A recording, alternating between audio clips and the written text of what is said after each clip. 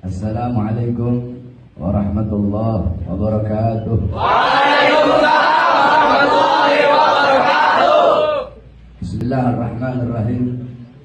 Alhamdulillahil qawiyyi sultan al-wadihil burhanu al-mabsud fil wujud karamuhu wa ihsanuhu.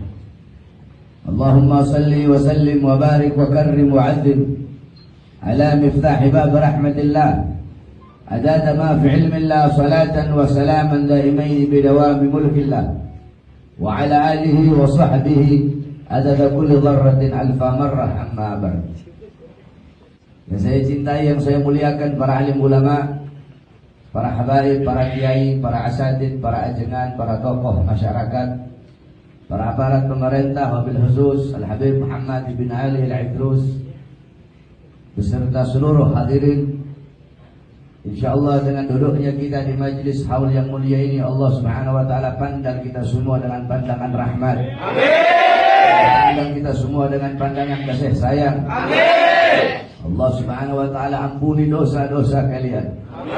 Yang telah lalu, yang akan datang, yang tampak, yang tidak tampak, yang besar, yang kecil. Sebab duduknya kalian di majlis ini mendapatkan keberkahan. Amin. Mendapatkan fadilah. Amin. Daripada mengenang orang saleh, yakni Al-Habib Abdullah bin Abi Bakar Al-Idrus. Amin. Saudara-saudara sekalian yang dimuliakan oleh Allah subhanahu wa ta'ala, tujuan diadakan haul yakni untuk mengenang sejarah hidup daripada orang yang dihauli tersebut. Di Jakarta, di Bogor banyak acara-acara haul. Di Jakarta ada haul Al-Habib Ali bin Abdurrahman Al-Habsyi Kuita, haul Al-Habib Salim bin Ahmad bin Jindan, haul Al-Habib Ali bin Husain Al-Attas, haul Kiai Haji Abdullah Syafi'i, haul Muallim Syafi'i Hazami. Di Bogor ada haul Al-Habib Abdullah bin Muhsin Al-Attas Keramat Empang. Dan masih banyak lagi acara-acara haul. Haul adalah mengenang orang saleh, mengenang aulia yang dihauli tersebut, agar kita yang duduk di majlis haul bisa mengambil ibrah, mengambil iktibar, mengambil lubab daripada kisah hidup orang soleh tersebut. Di majlis-majlis haul dibacakan manaqib, dibacakan sejarah hidup orang yang dihauli tersebut, bagaimana ilmunya, bagaimana amalnya, bagaimana ibadahnya, bagaimana waraknya, bagaimana khaufnya, bagaimana khasyahnya, bagaimana sabarnya, bagaimana akhlaknya, bagaimana adabnya, agar kita bisa menjadikan beliau-beliau sebagai teladan, agar kita bisa menjadikan beliau-beliau sebagai uswah kita, sebagai qudwah kita. Di mana-mana diadakan acara-acara haul. Saudara-saudaraku sekalian yang dimuliakan oleh Allah subhanahu wa ta'ala, berapa banyak daripada kita mendatangi orang-orang yang masih hidup, tetapi justru dengan kita mengenang orang-orang yang masih hidup tersebut bisa mematikan kita punya hati. Dan berapa banyak kita mengenang orang-orang yang sudah mati, mengenang orang-orang yang sudah wafat, tetapi justru dengan mengenang orang yang sudah mati tersebut, justru itu bisa menghidupkan kita punya hati yang telah mati. Saudara-saudara sekalian yang dimuliakan oleh Allah, haul itu punya 3 makna. Haul yang pertama artinya daya, upaya. La haula wala quwwata illa billah. Tidak ada daya. Haul yang kedua artinya sekeliling. Alladzi barakna haulahu, yang kami berkahi sekelilingnya. Haul yang ketiga artinya 1 tahun. Setiap satu tahun kematian daripada orang saleh tersebut diadakan acara haul. Seperti ini. Kita hadir di sini untuk mengenang, untuk mengenang siapa Al-Habib Abdullah bin Abi Bakar Al-Idrus, sehingga kita bisa mengambil pelajaran, bisa mengambil manfaat daripada kisah hidup beliau. Nah, saudara-saudara, namanya haul itu untuk orang soleh, namanya haul untuk orang yang beriman, namanya haul untuk orang-orang soleh. Tidak ada haul untuk pemabuk, tidak ada. Ada orang mati dalam keadaan mabuk, wafat terus 1 tahun tersebut, 1 tahun kemudian dihauli, tidak ada. Ada pelacur, mati dalam keadaan melacur, mati suul khatimah, terus nanti 1 tahun diadakan haul pelacur fulanah binti fulan, tidak ada. Yang namanya haul untuk orang-orang soleh. Terus apa dalilnya haul? Dalam kitab Bughyatul Mustarsyidin, itu kitab fatwanya Al-Habib Abdurrahman Al-Masyhur. Di situ dijelaskan ada satu hadis yang jarang kita dengar.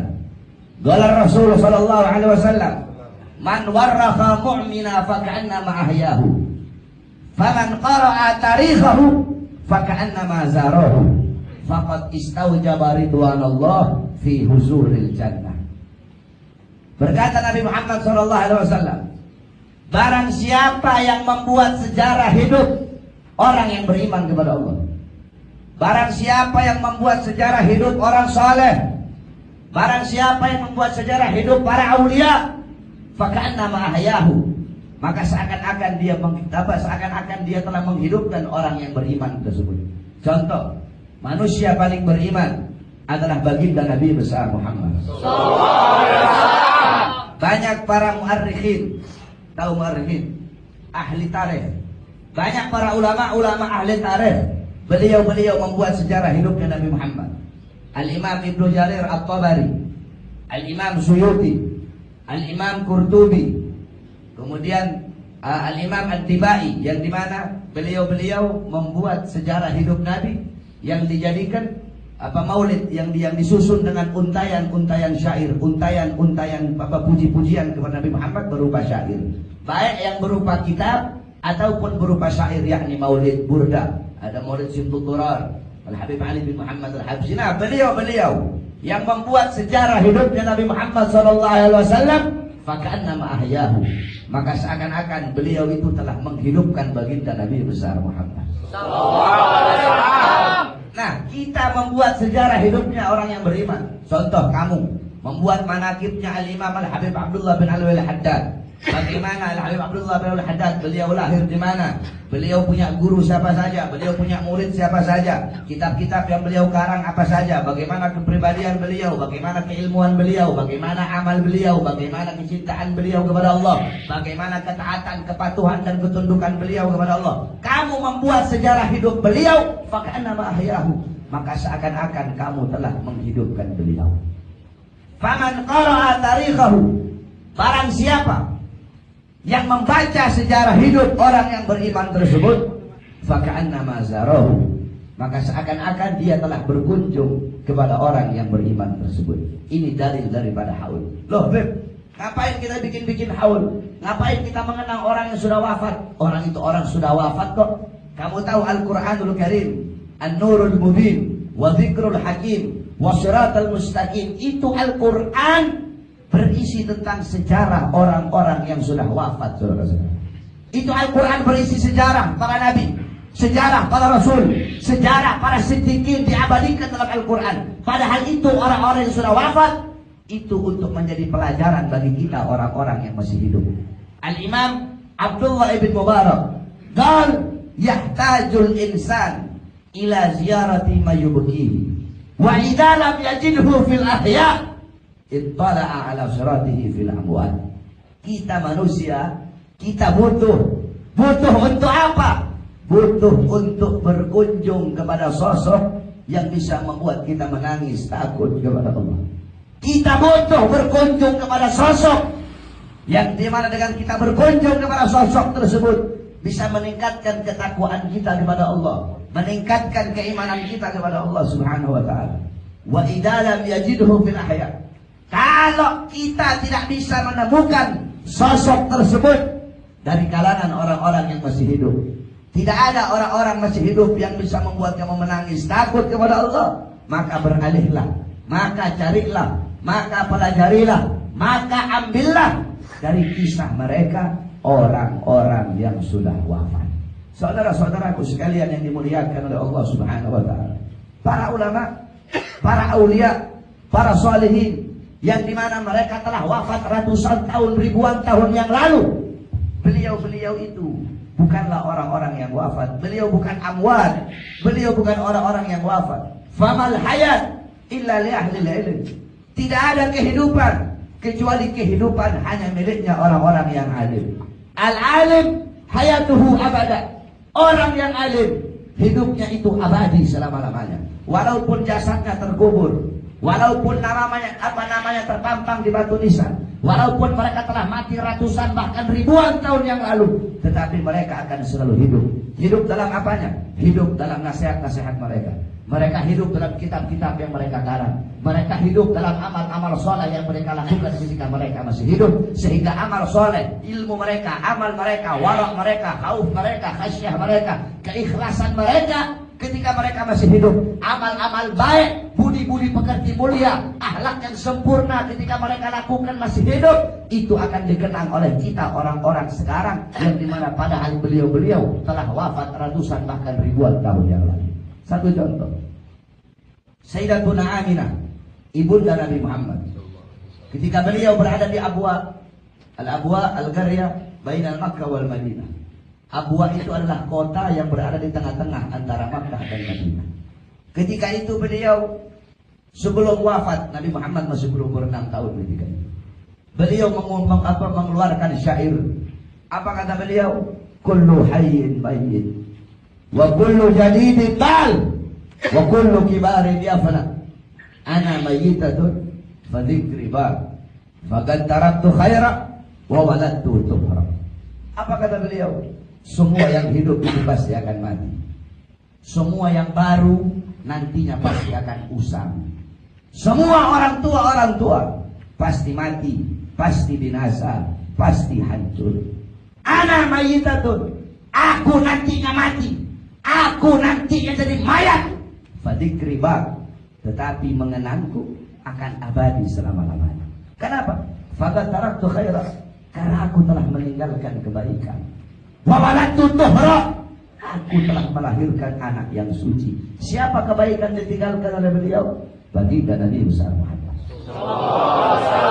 Siapa anak suci yang ditinggalkan oleh beliau? Baginda Nabi besar Muhammad.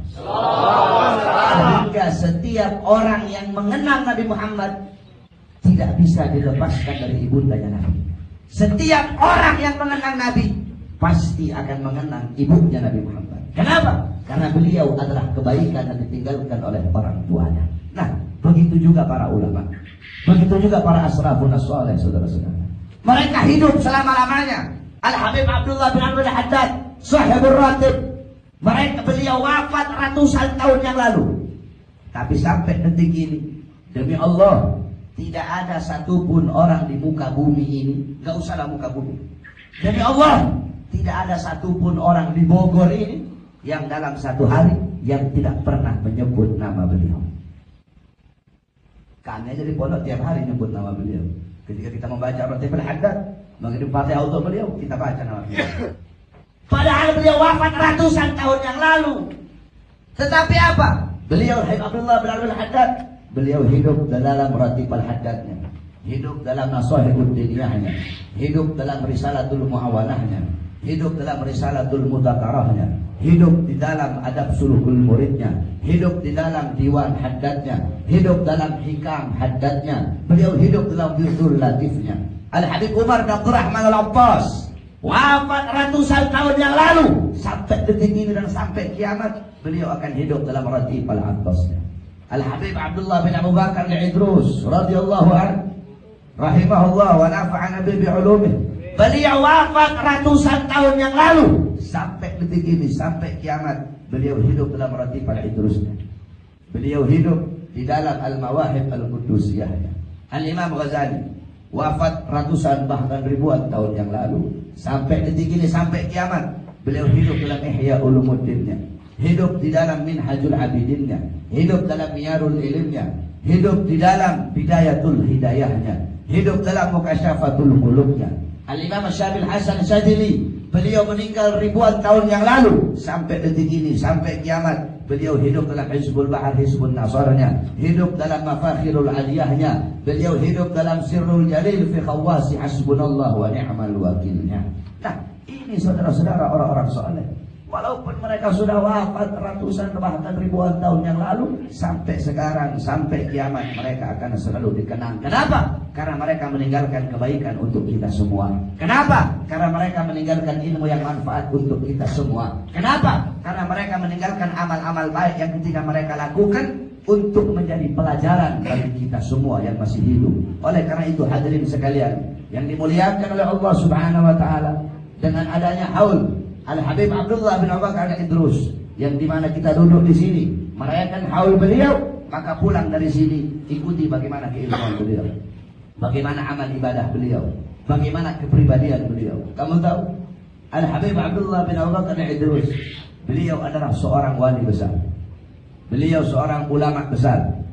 Beliau wali yang dimana bukan cuma wali, bukan cuma alim saja, tetapi beliau adalah orang alim yang sangat kaya raya. Beliau seorang wali yang sangat kaya raya. Al-Habib Abdullah bin Abu Bakar Idrus, beliau itu kalau turun dari kudanya, itu kalau turun dari kuda, itu beliau naik karpet merah. Jadi dipasang karpet merah, saking kayanya beliau. Beliau Al-Habib Abdullah bin Abu Bakar Idrus, beliau itu punya puluhan ribu pohon korma. Beliau tiap hari ngasih makan puluhan ribu orang. Setiap beliau ada tamu, dihitung saudara-saudara, berapa banyak anak tangga yang dinaiki. Kalau tamunya itu naik 7 anak tangga, beliau suruh muridnya potongkan 7 ekor kambing untuknya. Kalau ada tamu naik 4 anak tangga, potongkan 4 ekor kambing untuknya. Kamu di sini ada kayak begitu. Itu dermawannya beliau, saudara-saudara.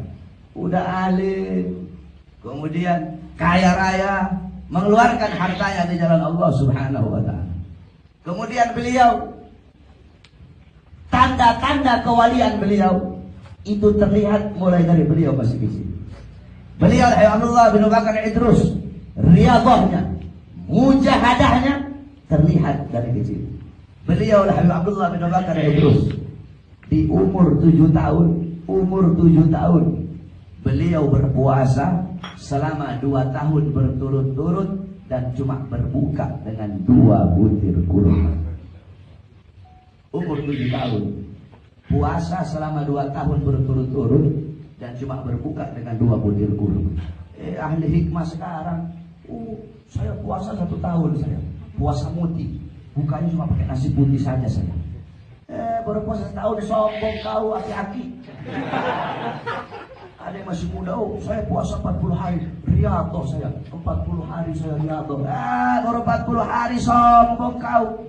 Habib Abdullah bin Abu Bakar Idrus, umur 7 tahun, puasanya selama 2 tahun berturut-turut. Kamu umur 7 tahun lagi main kelereng kamu. Saya Allah Bakar Idrus, umur 7 tahun itu, puasanya selama 2 tahun berturut-turut. Beliau melakukan hal yang tidak dilakukan oleh anak-anak seumur beliau.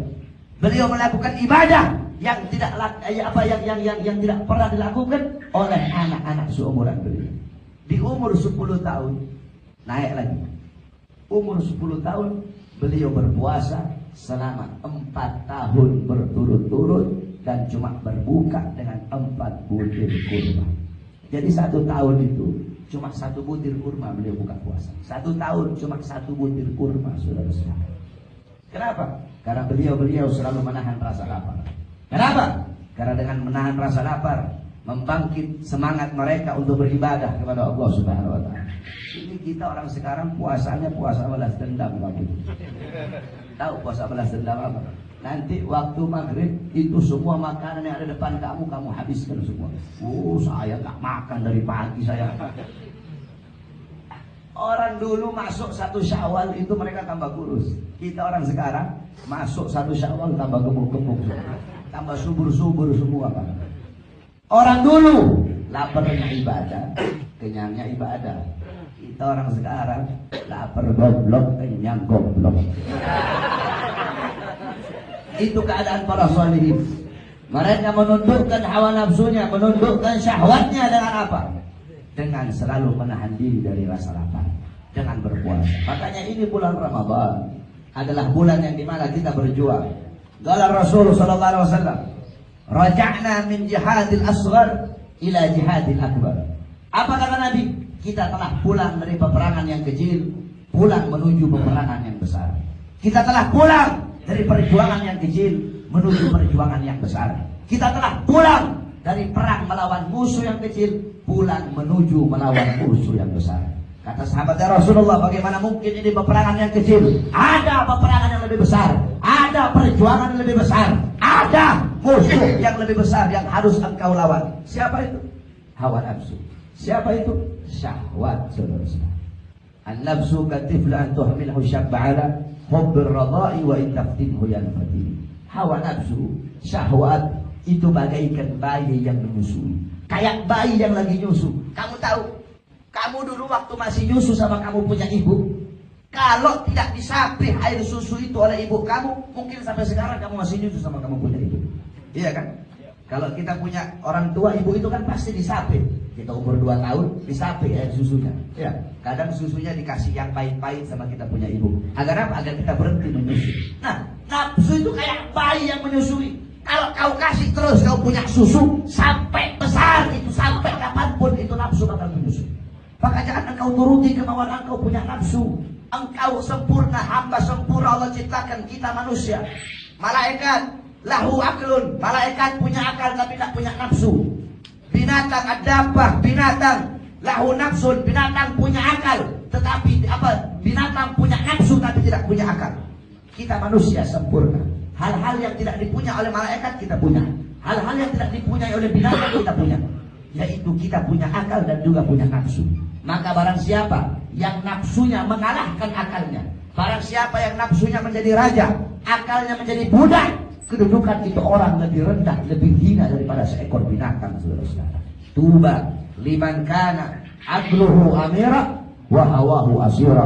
Fawailun liman kana aqluhu asira wa hawahu amira. Sungguh beruntung, sungguh berbahagia bagi orang-orang yang akalnya menjadi raja sedangkan nafsunya menjadi budak, dan sungguh rugi, sungguh celaka bagi orang-orang yang nafsunya menjadi raja sedangkan akalnya menjadi budak. Maka jadikanlah engkau punya akal sebagai raja dan nafsumu sebagai budak. Engkau suruh engkau punya nafsu untuk melakukan hal-hal ketaatan, kepatuhan kepada Allah Subhanahu wa taala. Nafsumu suruh maksiat, nafsumu suruh melakukan hal-hal mungkarat, dhalalat, sayyiat, mukhalafat, jangan engkau turuti. Engkau punya akal harus jadi sebagai pengawas. Engkau punya akal harus jadi sebagai ibu. Engkau punya akal harus jadi raja, dan engkau punya nafsu harus jadi seorang budak. Anna syahwata yusirul muluka abida wa sabra tusirul abida muluka. Sesungguhnya hawa nafsu, syahwat itu bisa menjadikan seorang raja menjadi budak, sedangkan kesabaran, sedangkan ketabahan bisa menjadikan seorang budak menjadi raja.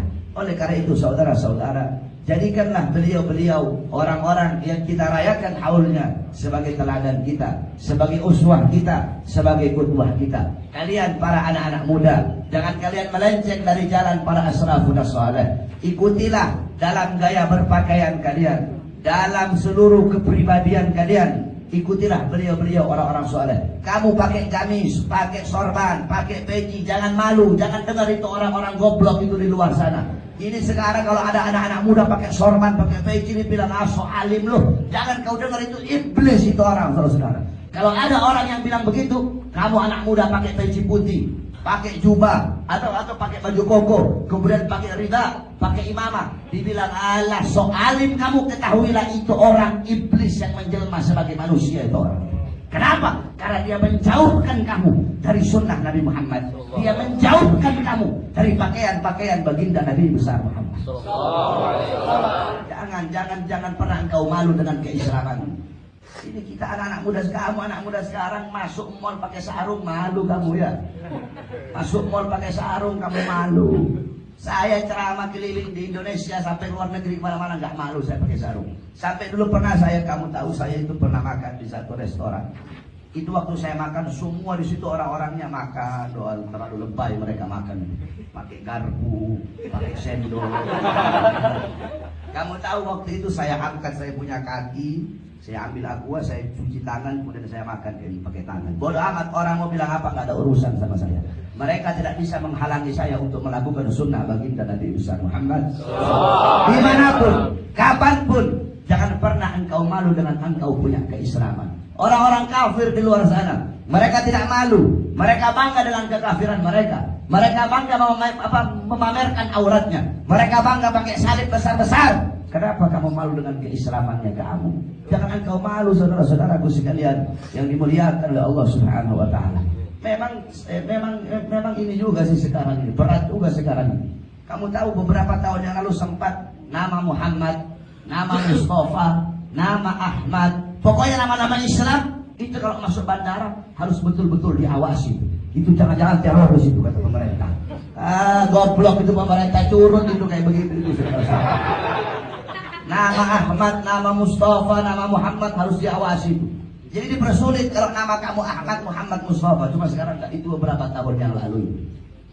Kalau nama Alek, nama Hengki, nama Bon Jovi, nama Tommy, apa itu nggak bakal dipersulit itu. Tapi kalau nama kamu Ahmad, nama kamu Muhammad, nama kamu Mustafa, masuk bandara, nah itu hati-hati. Itu dulu beberapa tahun yang lalu. Sekarang perempuan pakai hijab, perempuan pakai cadar, awas itu. Kata pemerintahnya, awas itu, pakai cadar itu, jangan-jangan teroris itu.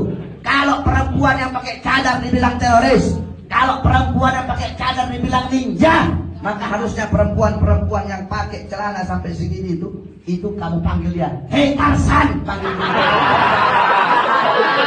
Perempuan pakai cadar dibilang ninja. Perempuan, harusnya kalian yang memamerkan aurat kalian itu yang harusnya malu. Jangan kamu takut. Perempuan yang memakai cadar, perempuan yang menutup auratnya, itu bukanlah ketinggalan zaman. Salah. Banyak orang sekarang kan bilang, ngapain kau pakai jilbab? Ketinggalan zaman kau.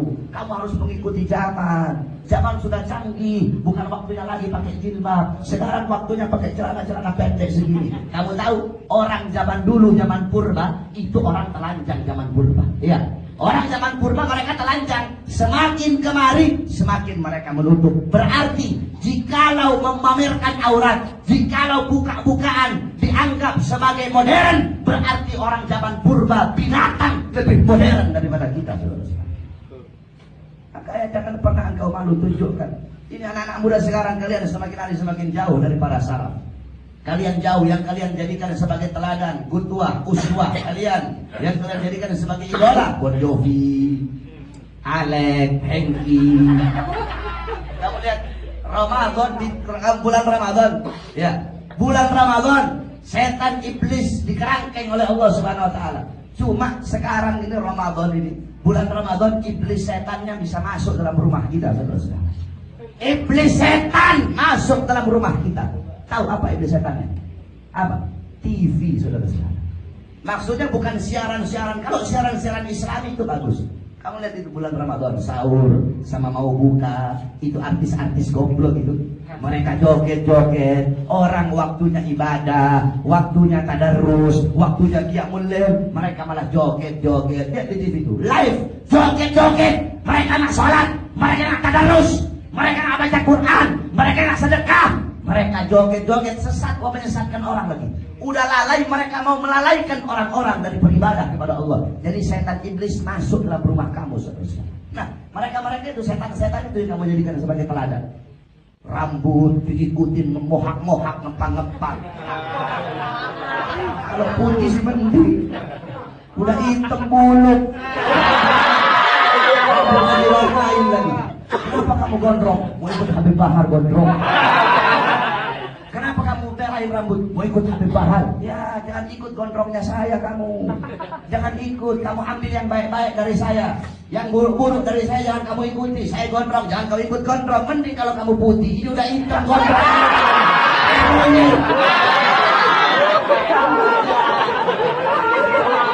Jangan kau ikuti, ambil yang baik-baik.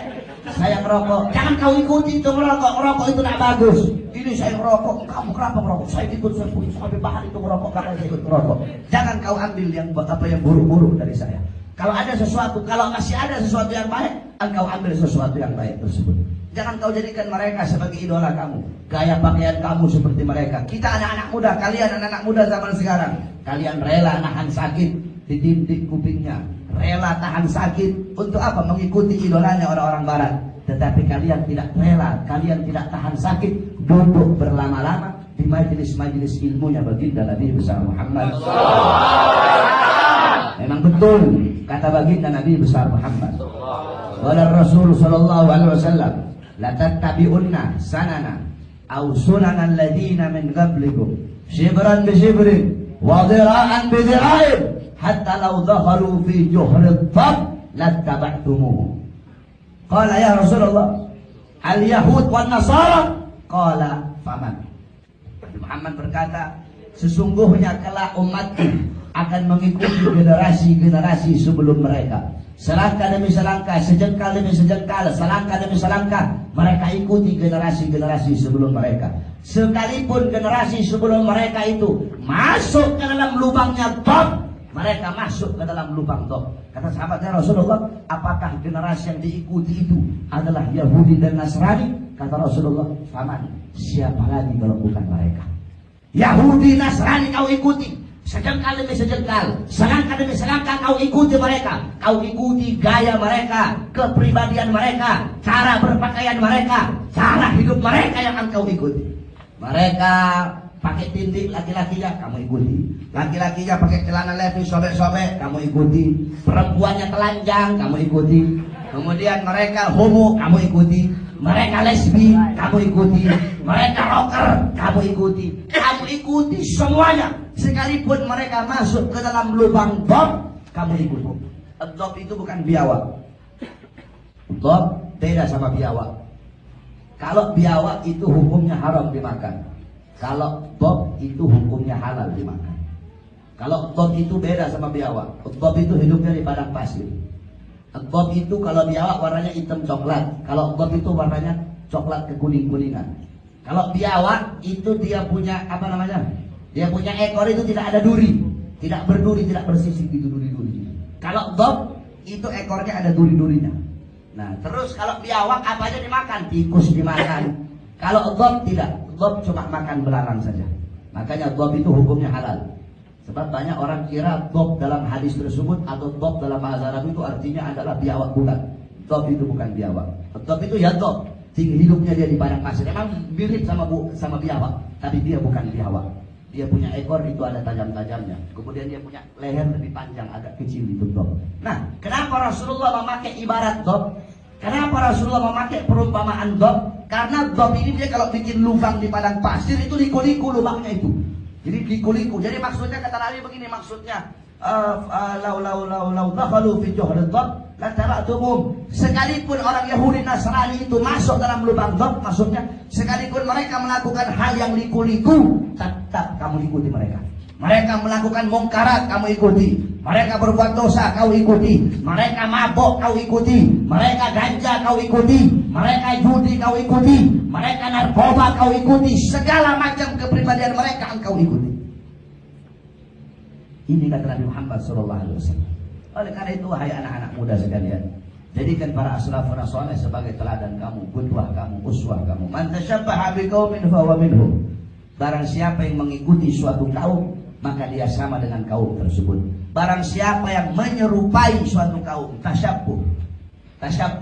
Tasyabbuh itu dari wazan tafa'ul, ya. Wazan tafa'ul itu memiliki makna mutawa'ah, memiliki makna tadarruj, memiliki makna takalluf. Yakni apa? Yakni mengikuti, mentaati, yakni dengan apa? Makna memaksakan dirinya untuk bisa mengikuti orang tersebut. Kemudian apa? Bimakna apa namanya? Step-step. Jadi perlahan-lahan. Nah, itu makna tasyabbuh itu.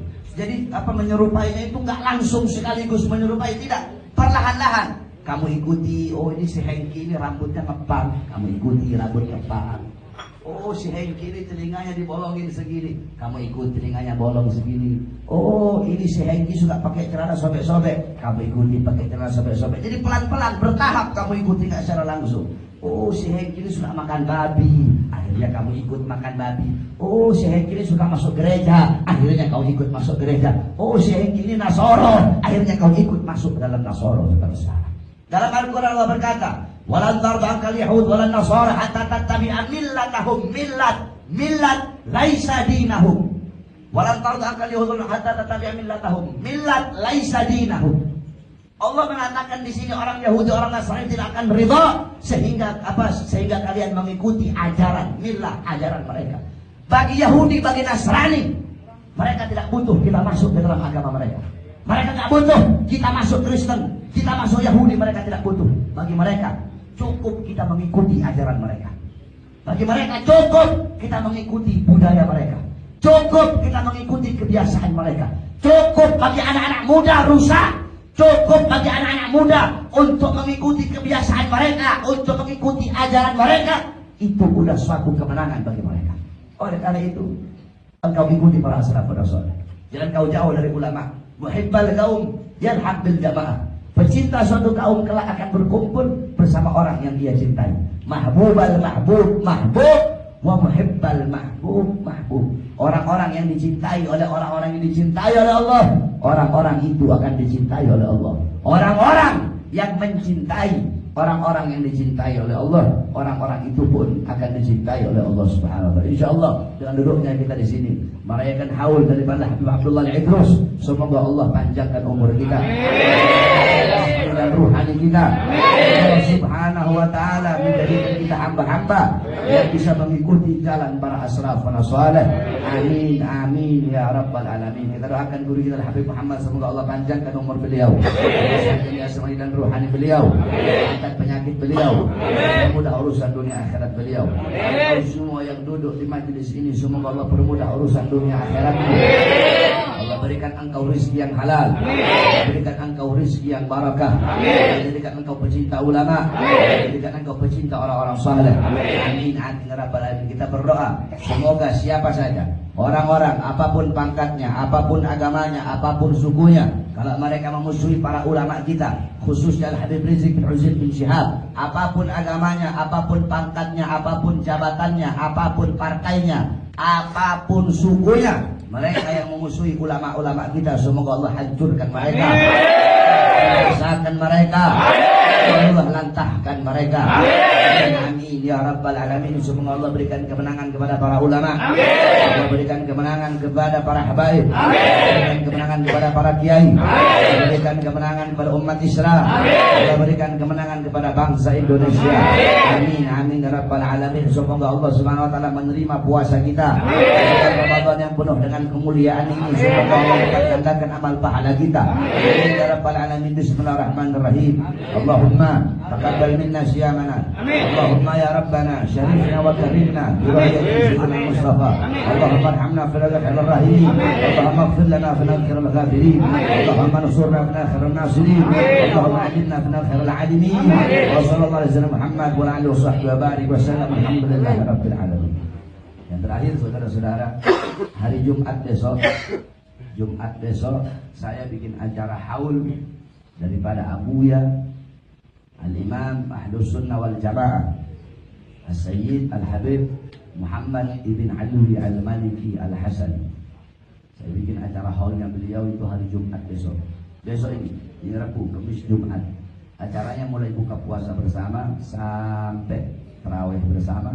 Ba'da tarawih baru acara haulnya Abuya. Nanti pembacaan manaqibnya Abuya, terus pembacaan kutub kitab-kitabnya beliau nanti dibacakan, terus pembacaan Maulid Situturar, terus baru tausiah yang disampaikan oleh para habaib. Saya undang semua yang ada di sini harus hadir. Malam ini saya sudah datang di sini. Besok Jumat kau semua harus pergi datang ke pondok. Kalau kau tidak datang, saya nggak mau datang lagi di sini. Saya sebenarnya ngajar Ramadan, saya tidak terima jadwal, cuma karena Habib datang ke pondok. Saya Ramadan itu ngajar santri dari ba'da tarawih sampai jam 2 pagi. Ya saya tidak terima jadwal, cuma alhamdulillah karena ini dekat akhirnya saya bisa nyampe di sini. Insyaallah manfaat semuanya. Jumat besok saya tunggu semua hadir yang di sini. Hadir di pondok. Assalamualaikum warahmatullahi wabarakatuh. Waalaikumsalam.